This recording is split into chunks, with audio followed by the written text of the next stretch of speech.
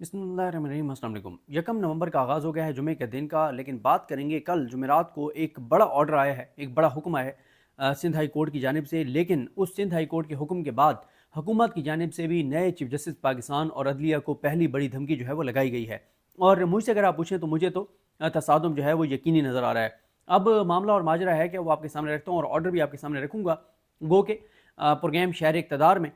जो आप इस वीडियो के कमेंट्स में पिन हुई होगी वो वीडियो अगर आप देखना चाहें तो बैरिस्टर साद रसूल साहब के साथ मैंने इस ऑर्डर को डिस्कस किया था। कुछ पॉइंट्स बैरिस्टर साद रसूल साहब ने भी बताए थे इस आज के ऑर्डर के हवाले से। देखें, 26वीं आईनी तरमीम जो है वो चैलेंज हुई है सुप्रीम कोर्ट में। सुप्रीम कोर्ट ने अभी मामले को टेकअप नहीं किया। कल इम्कान था कि प्रैक्टिस एंड प्रोसीजर एक्ट के तहत कमेटी जो है जिसमें मसूली शाह साहब और मुनीब अख्तर साहब हैं या फरीदी साहब के साथ उसका इजलास होगा, लेकिन वो इजलास नहीं हुआ। और अब वो आज होता है, कल होता है, नेक्स्ट वीक होता है, देखना होगा। क्योंकि ये एक्सपेक्ट किया जा रहा था कि अगर प्रैक्टिस एंड प्रोसीजर कमेटी का इजलास होता है तो कोई एक बड़ा केस समाअत के लिए मुकर्रर हो सकता है। वो 26वीं आईनी तरमीम का भी हो सकता है, वो प्रैक्टिस एंड प्रोसीजर ऑर्डिनेंस को चैलेंज करने वाला भी हो सकता है, वो मिलिट्री कोर्ट्स वाला भी हो सकता है। मतलब वो तौहीने अदालत जो इलेक्शन कमीशन कर रहा है, जो 13 रुकनी बेंच में से 8 की अक्सरियत से जो फैसला था मखसूस नशिस्तों वाला, उस पर अमल दरामद इलेक्शन कमीशन नहीं कर रहा, वो केस भी हो सकता है। लेकिन वो खैर इजलास नहीं हुआ। और ये सिंध हाई कोर्ट ने जो ऑर्डर किया उसके बाद राना स्नोला साहब जो हैं उन्होंने ये कहा है कि पार्लियामेंट अपनी अपनी ताकत है उसको मनवाएगी, अपना जो इख्तियार है उसको मनवाएगी। और उन्होंने कहा है कि कुछ भी इस मामले में नहीं किया जा सकता, ना करने दिया जाएगा। तो यानी राना स्नोला साहब वाज़ेह तौर पर ये धमकी लगा रहे हैं याहिया अफरीदी साहब को और नए चीफ जस्टिस पाकिस्तान को, अदलिया को, कि आप 26वीं आईनी तरमीम के मामले पे कुछ भी नहीं कर सकते। इससे पहले आपने देखा कि अयाज सादिक साहब, जिस दिन पहला दिन था याहिया अफरीदी साहब का पहला वर्किंग डे था, तो उस दिन ही अखबारात की जीनत बना वो बयान जो अयाज सादिक साहब का था, जिसमें उन्होंने कहा था कि इलेक्शन कमीशन किसी सूरत में सुप्रीम कोर्ट के फैसले पर अमल दरामद नहीं करेगा और इलेक्शन कमीशन जो है वो जो कानून साजी है हमारी की हुई, उसके मुताबिक मखसूस नशिस्तें जो है वो हुकूमती जमातों में तकसीम करेगा। अब ये वो बात है जो नए चीफ जस्टिस के लिए बड़ी एक बहुत बड़ा चैलेंज बन गई है। देखें, ये बात कल वीडियो में तो साद रसूल साहब ने नहीं की, लेकिन जब हम ऑफ कैमरा बातचीत कर रहे थे तो उन्होंने कहा कि याहिया के मंसूली शाह साहब जो हैं वो अपनी अदालत की, सुप्रीम कोर्ट की रिट मनवाने के लिए ये चाहेंगे कि इस केस को टेकअप करके और सुप्रीम कोर्ट के फैसले पर अमल दरामद करवाया जाए। और फैसल सिद्दीकी साहब ने आमिर मतीन साहब के प्रोग्राम में ये कहा है कि सुप्रीम कोर्ट 13 जुलाई वाला जो अपना फैसला है, 12 जुलाई वाले फैसले पर अमल दरामद करवाएगी, कम वट में, कुछ भी हो जाए। या अफरीदी साहब की सुप्रीम कोर्ट, जिसमें तमाम जजेस उनके साथ खड़े हैं, ये अदालत अपने फैसले पर अमल दरामद करवा के रहेगी। और मैं ये समझता हूं कि हम बहुत अप्रिशिएट कर रहे हैं या अफरीदी साहब के इकदाम को, लेकिन सबसे बड़ा चैलेंज यह है कि कोई एक तो ऐसी चीज करें, कोई एक तो ऐसा इकदाम करें कि पता चले कि ये अब काजी फाइज ईसा की सुप्रीम कोर्ट नहीं है, ये जस्टिस याहिया अफरीदी की सुप्रीम कोर्ट है, जिसमें अदालती फैसलों की वक़्त होगी, अहमियत होगी, उसकी एक ताकत होगी। और जो आईन पाकिस्तान कहता है कि हर पाकिस्तानी और हर जो इदारा है उस पर फर्ज है सुप्रीम कोर्ट के फैसलों पर अमल दरामद करना, तो इलेक्शन कमीशन वो अमल दरामद कर रहा है। दूसरा, साद रसूल साहब का यह कहना है कि अतर मिनल्ला साहब ये जरूर चाहेंगे कि जस्टिस याहिया अफरीदी साहब बतौर चीफ जस्टिस पाकिस्तान 6 जजेस के खत के मामले पर कोई बड़ा इकदाम करें और एक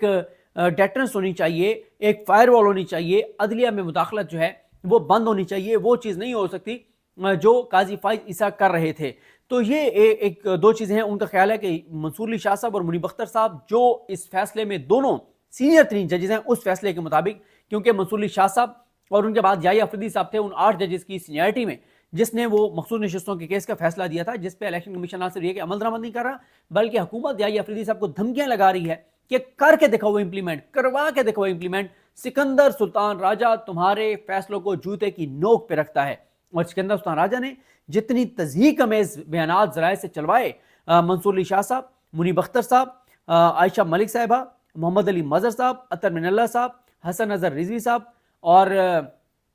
इरफान सादत खान साहब, शाहिद वही साहब, इन 8 जजेस के हवाले से, इनके फैसले के हवाले से जो खबरें चीफ इलेक्शन कमिश्नर ने चलवाई हैं वो इंतहाई तज़हीक अमेज हैं। और उसने बार बार अटैक किए 8 जजेस पर और सुप्रीम कोर्ट पर। उस वक्त काजी बैठा था, गुंडा बैठा था, बदमाश बैठा था, लेकिन याहिया अफरीदी साहब को आए हुए, यानी याहिया अफरीदी साहब को देखे ना, उनका पहला वर्किंग डे जो है वो मंडे था और आज उनका 5वां वर्किंग डे है, सोमवार के बाद जुमा आ गया है। लेकिन याहिया अफरीदी साहब के आने के बाद भी सिकंदर सुल्तान राजा ने सुप्रीम कोर्ट के 12 जुलाई के फैसले पर अमल दरामद नहीं किया। उसके बाद 14 सितंबर को सुप्रीम कोर्ट ने एक वजाहत जारी की थी। फिर उसके बाद 14 सितंबर के बाद 23 सितंबर को सुप्रीम कोर्ट का तफसीली फैसला आया था और उसके बाद अक्टूबर में कोई 20 अक्टूबर के राउंड अबाउट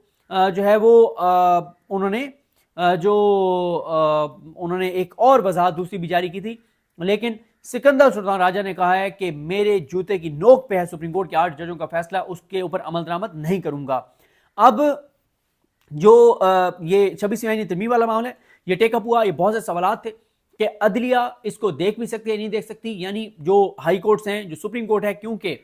उसमें यही था कि अब तो 26वीं आईनी तरमीम में यही है कि आईनी बेंच जो है वो सुनेंगे, और आईनी बेंच तो अभी तक ना सुप्रीम कोर्ट में बना है ना 5 हाई कोर्ट्स में बना है। लेकिन सिंध हाई कोर्ट के जस्टिस शफी सदीकी जो चीफ जस्टिस हैं, उनके साथ एक और जज थे, उन्होंने जो ऑर्डर जारी किया है, और जिसको हमारे दोस्त शाहिद हुसैन कराची से बड़े अच्छे कोर्ट रिपोर्टर हैं, उन्होंने ट्विटर पे भी इसको रिपोर्ट किया, बल्कि मैंने उनका वो इंटरव्यू तो नहीं सुना, उन्होंने अपने यूट्यूब चैनल पे, अगर आप शाहिद हुसैन साहब के ट्विटर पे जाएं, मैंने रीट्वीट किया हुआ है, मैं अभी दोबारा रीट्वीट कर दूंगा, आप में से कोई अगर वो ट्विटर पे जाए तो मैं उसको दोबारा रीट्वीट कर देता हूँ। आप वहाँ पे जाके, और आई थिंक जो दरख्वास्त गुजार हैं उनका जो शायद जो वकील हैं या जो दरख्वास्त गुजार हैं, या दोनों एक भी हो सकते हैं कि वकील ही दरख्वास्त गुजार हो सकता है, उनका इंटरव्यू भी शायद उन्होंने शाहिद हुसैन साहब ने किया और मैंने उसको रीट्वीट भी किया है, तो वो भी आप वहाँ से सुन सकते हैं। लेकिन ये इतना इंपॉर्टेंट है कि एक तो अदालत ने अपने 2 सफात के ऑर्डर में ये नहीं कहा कि अभी हम इसके काबिल समात होने का फैसला करेंगे। इससे पहले उस गुंडे काजी के बैठे हुए हमने देखा कि सिंध हाई कोर्ट समेत 5 हाई कोर्ट्स में, तकरीबन बलूचिस्तान हाई कोर्ट के अलावा, मामला चैलेंज हुआ था प्रैक्टिस एंड प्रोसीजर तरमीमी ऑर्डिनेंस, जिसके तहत काजी फाइज ईसा ने मुनीब अख्तर साहब को निकाल बाहर किया था, उसको चैलेंज किया। तो किसी हाई कोर्ट की जरूरत नहीं हुई कि कोई हाई कोर्ट उसके ऊपर कोई ऑर्डर कर सकती, और आपने देख लिया था आलिया नीलम साहबा ने जो कुछ उसके साथ किया था उस दरखास्त के साथ, और आमिर फारूक साहब ने और इन सब ने।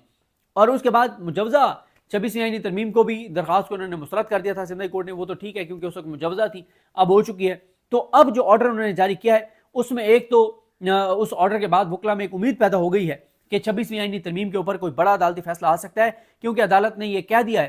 कि इसमें उनके ऑर्डर में बिटवीन द लाइंस उन्होंने बता दिया है कि बिल्कुल इन तरमीम में सुप्रीम कोर्ट की आज़ादी पे, अदलिया की आज़ादी पर हमला किया गया है। उसमें लिखा गया है कि इंसाफ ना सिर्फ होना चाहिए बल्कि होता हुआ नजर भी आना चाहिए, और अदलिया पे लोगों का एतमाद होना चाहिए। आइन के बुनियादी स्ट्रक्चर के साथ छेड़छाड़ नहीं की जा सकती, पार्लियामेंट चाहे भी तो आइन के बुनियादी स्ट्रक्चर से छेड़छाड़ नहीं कर सकती, और अगर आइन के बुनियादी स्ट्रक्चर से छेड़छाड़ की जाएगी तो अदालतें उसको देख के और उसको कलअदम भी कर सकती हैं। तो ये है सारा मामला और माजरा। कुछ अहम चीजें हैं, और इसमें वाज़ेह तौर पर जजेस ने कहा है कि दरखास्त गुजार भी ये कह रहा है कि एक तरह से अदलिया को जो है वो फतह कर लिया है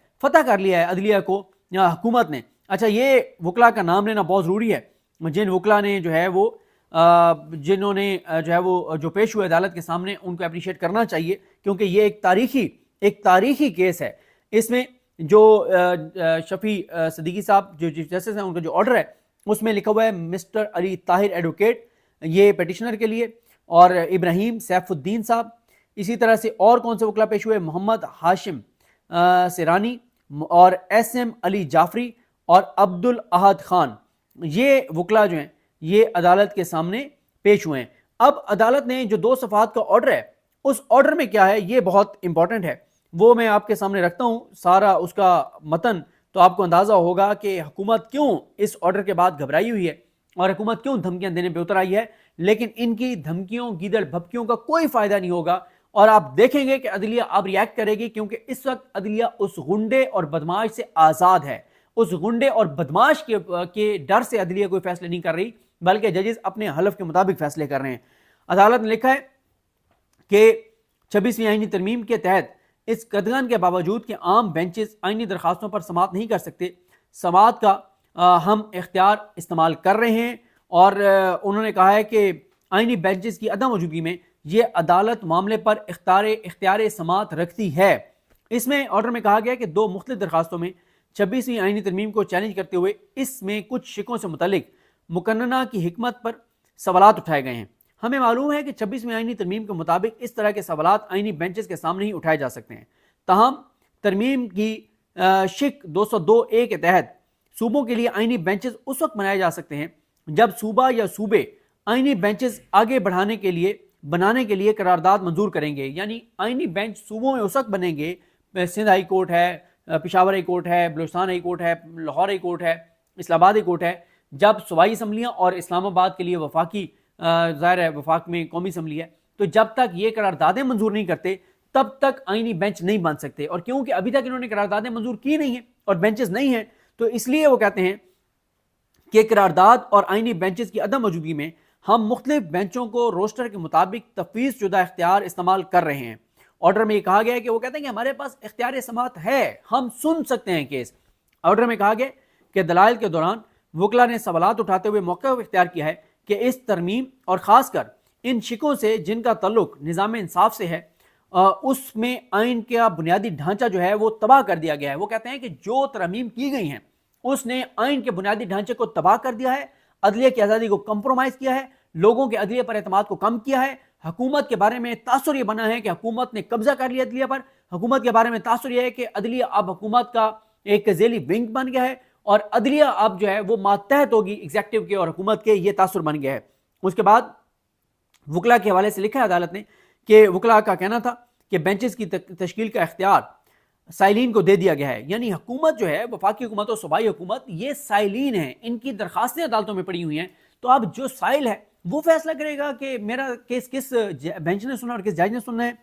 फिर वो कहते हैं कि इस तरीके से तरमीम की गई है। वकला ने कहा कि इस तरीके से तरमीम की गई है कि वफाक और सूबे अपने मुकदमात में अपने मफादात के मुताबिक अपनी ख्वाहिशात और मन मर्जी से बेंचेस बनाएंगे। इस तरह तरमीम करके उस आलमी असूल को फरामोश किया गया है कि इंसाफ ना सिर्फ होना चाहिए बल्कि होता हुआ नजर भी आना चाहिए। ऑर्डर में कहा गया कि वकला ने यह दलील दी है कि पार्लियामेंट ने अदालती अमल में फैसला साजी की ताकत अपने हाथ में लेकर अदलिया पर कब्जा कर लिया है और यह अमल जुडिशल कमीशन की तश्कील, और इस अमल के लिए जो है वो जुडिशल कमीशन की तश्कील की गई है जिसमें हुकूमत ने अपने वोट पूरे कर लिए हैं और कहा है कि अब आईनी बेंच बनाएगा जुडिशल कमीशन और जुडिशल कमीशन में हुकूमत के पास वोट हैं, तो इनडायरेक्टली हुकूमत ही फैसला करेगी कि कौन कौन से जज होंगे, कौन कौन से बेंच होंगे। तो इसका मतलब अदलिया का इख्तियार तो अपना खत्म हो गया कि इंडिपेंडेंटली उन्होंने बिहेव करना है, एक्ट करना है।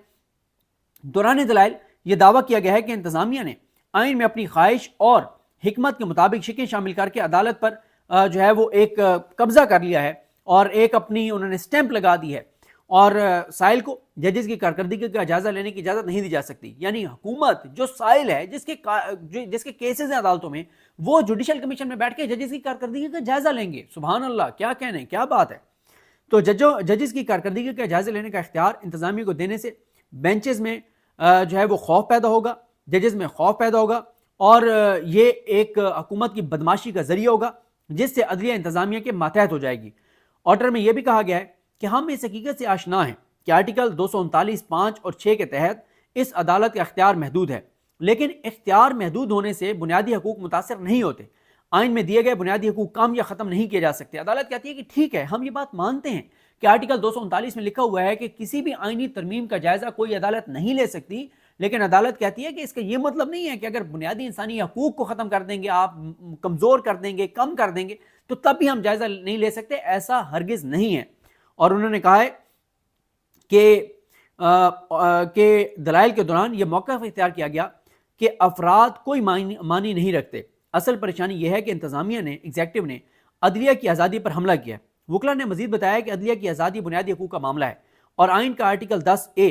इस हक की जमानत देता है। आइन का दिबाचा भी बुनियादी हकूक की जमानत देता है। District bar association Rawalpindi case के फैसले में वो तरीकाकार तय कर दिया गया है जिसमें आइन के आर्टिकल 239 5 और 6 में रहते हुए बुनियादी हकूक की हिफाजत को यकीनी बनाया जा सकता है। ये 21वीं आइनी तरमीम वाले फैसले की बात हो रही है कि उसमें अदालत ने बता दिया है कि ठीक है, हम 239 जो आइन का आर्टिकल है उसकी शिक 5 और 6 के तहत आइनी तरमीम को नहीं देख सकते, उसका जायजा नहीं ले सकते, उसको कलअदम नहीं कर सकते, लेकिन उस फैसले में यह बता दिया गया है कि इस आर्टिकल के होते हुए भी अदालत किस बुनियाद पर अदालत किसी भी आइनी शिक का आइन में तरमीम का जायजा ले सकती है। तो हम उसी, अदालत ने बता दिया सिंध हाई कोर्ट ने कि हम एक तरह से उसी इख्तियार का इस्तेमाल करने जा रहे हैं जो सुप्रीम कोर्ट के फुल कोर्ट ने तय कर दिया था कि किस हद तक आप जायजा ले सकते हैं, क्यों ले सकते हैं, कैसे ले सकते हैं और कब आप कलअदम कर सकते हैं।